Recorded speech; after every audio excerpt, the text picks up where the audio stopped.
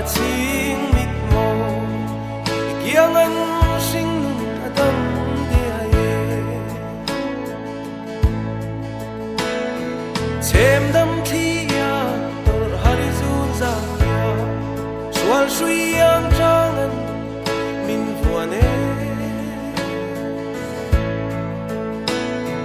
falung mo leirin thoi dam thin du direi cha min chun nu chang te la se lai nau ya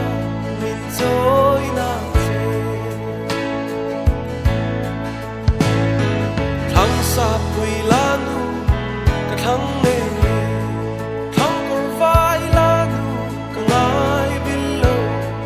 lian thir san ve lian zo zam par moi te zo na thak la nu nam ne ka thang vel che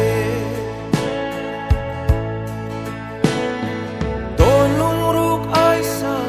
o lung I par moi lom var zong lo na ye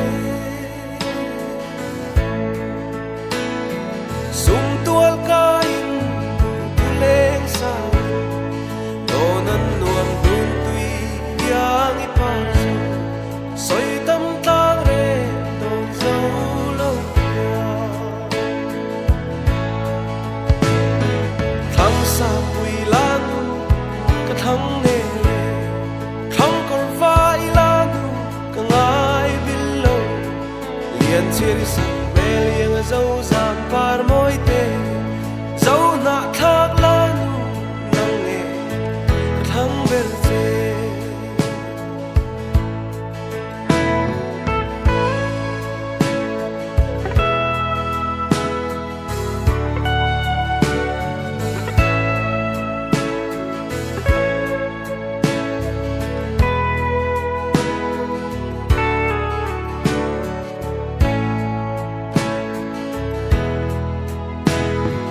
der thiam an ka bia tu zong ve bom hian I moi ve lul ve I to nan hung suo tui ang dam se mal tin so in kan zau ram ne chung khua nu hualin dam reng thang sa pui la nu ka thang ne thang kor vai la nu ka ngai bil lo